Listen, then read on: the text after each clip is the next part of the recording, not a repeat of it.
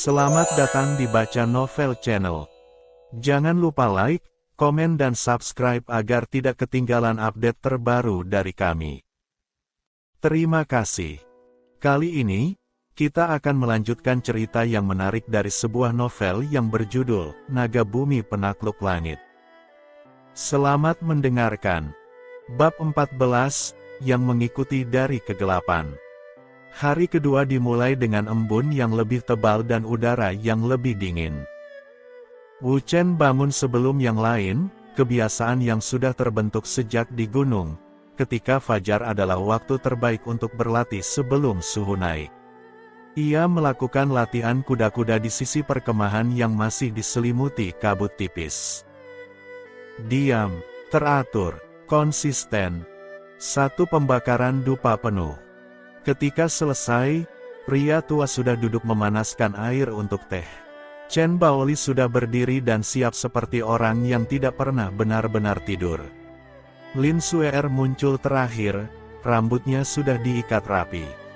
Namun Wu Chen memperhatikan bahwa pagi ini, Lin Suer duduk sedikit lebih dekat dari kemarin ketika mereka sarapan. Ia memilih untuk tidak mengomentari hal itu. Mereka berjalan 2 jam sebelum masalah pertama muncul. Bukan dari depan, bukan dari belakang, dari atas. Suara pertama yang terdengar adalah suara dahan patah yang terlalu keras untuk disebabkan angin. Kemudian bayangan besar bergerak di antara kanopi pohon dengan kecepatan yang tidak wajar. Chen Baoli berhenti, tangannya mengangkat tongkat besinya. Harimau pohon, katanya pelan. 1 ekor, dewasa. Kita tahu dari mana ini, bisik pria tua. Dari fakta bahwa tidak ada binatang lain di sini yang bergerak seperti itu di atas sana. Ah, masuk akal. Bayangan di atas bergerak lagi. Kali ini melingkar, predator yang sedang menentukan sudut terbaik. Dia akan turun dari arah timur, kata Wu Chen tiba-tiba.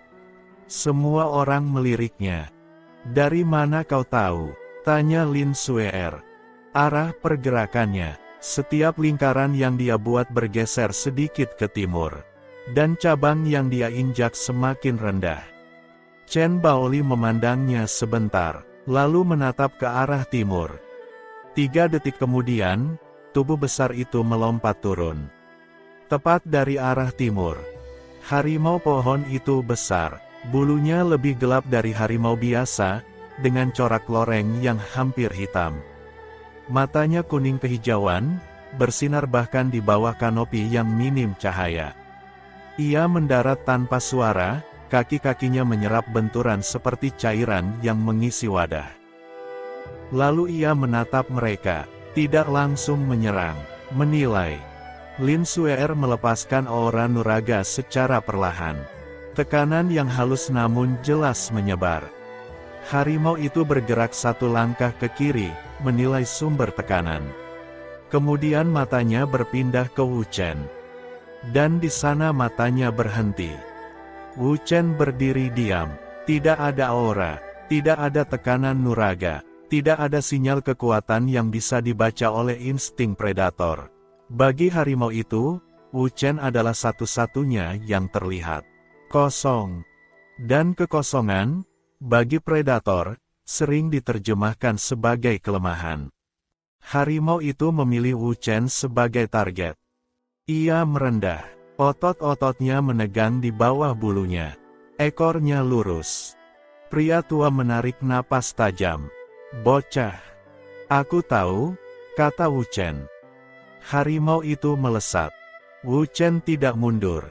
Kakinya bergeser ke kanan, setengah langkah, tidak lebih. Tubuhnya merunduk tepat di momen cakar kiri harimau melewati di atas bahunya. Angin dari serangan itu mengibas rambut dan pakaiannya. Kemudian, dari posisi merendah itu, Wu Chen melepaskan pukulan. Bukan ke kepala, bukan ke leher. Ke bagian bawah tulang rusuk harimau itu, tepat saat tubuhnya sedang melayang di udara dan tidak bisa mengubah arah. Buk!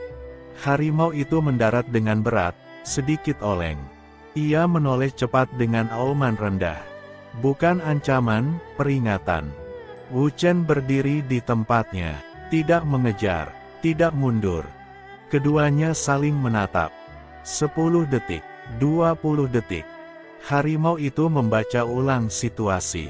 Target yang terlihat kosong ternyata memukul dengan cara yang tidak kosong sama sekali. Ia mengambil satu langkah ke belakang. Lalu satu lagi. Lalu berbalik dan menghilang ke dalam semak tanpa dramatisasi apapun. Bahkan harimau pun bisa diajar akal, kata pria tua. Bukan diajar, kata Chen Baoli. Dia hanya melakukan kalkulasi yang masuk akal. Wu Chen mengambil ranselnya. Manusia juga predator, hanya saja kita lebih banyak bicara soal moralitas. Pria tua tertawa kecil. Itu kalimat terbaik yang pernah kau ucapkan. Mereka melanjutkan perjalanan.